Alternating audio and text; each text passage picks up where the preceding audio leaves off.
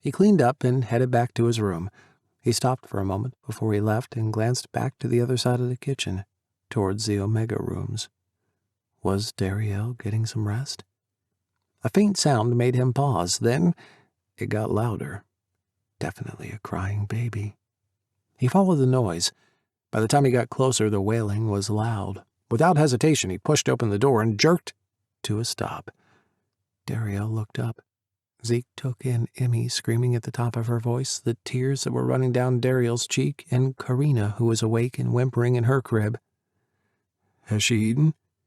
Dariel nodded miserably. "An hour ago. Chrissy helped, but I sent her back to bed. Charles came in, but I can't keep relying on others. They're my responsibility." Zeke stepped up to Dariel and held his hands out confidently. "Give me this little imp. You see to Karina." Zeke wasn't sure which one of them was more surprised, Emmy or him, when Dariel handed her over. "Diaper?" "Just changed," Dariel said, the surprise clear in his voice. Zeke almost laughed. Did Dariel think he got servants to look after Josie when he took her for a few hours to give him a rest? Karina quieted the second Dariel picked her up, so Zeke focused on Emmy. "Now, young lady, how about you tell me all about it?" He went to the corner, where there was a very comfy chair next to a bin holding an assortment of squishy toys and rattles. He noted with interest a couple of books on a low shelf that he had loaned Dariel, even after he had stopped reading them to him.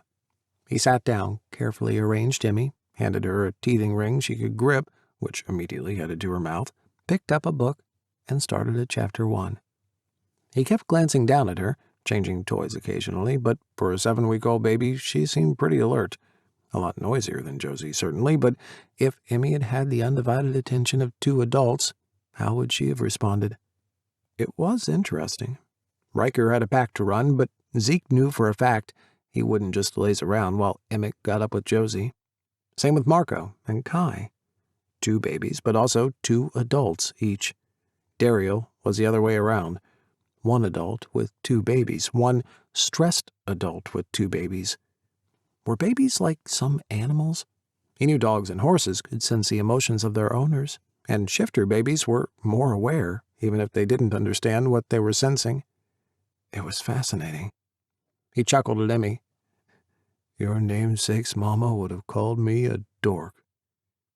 He froze, immediately realizing what he had said. He glanced up at Dariel to see his reaction, but the other man was just barely keeping his eyes open and didn't seem to have registered what Zeke had said. Karina was asleep, and Dariel should be. "Why don't you put her down and get into bed? We're okay here." Dariel swallowed.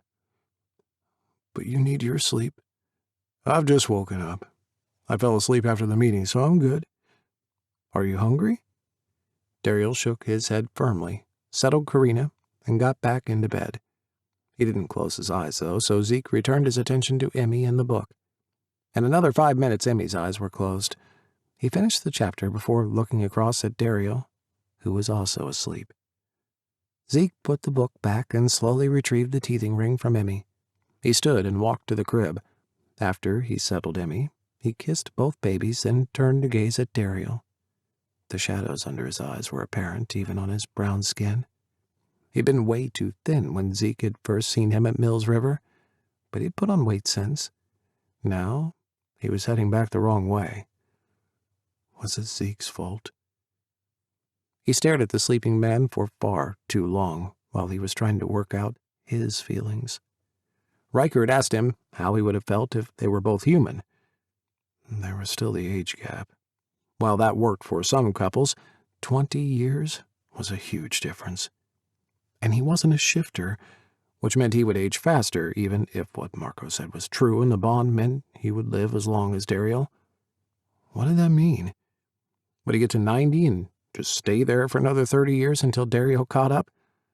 What a horrendous thought to tie down such a beautiful, vital man. Sex wouldn't be an issue because Zeke had always been bi, but as they were never going to even get that far, it didn't matter. If he took all the objections out like Riker had said, what did he feel?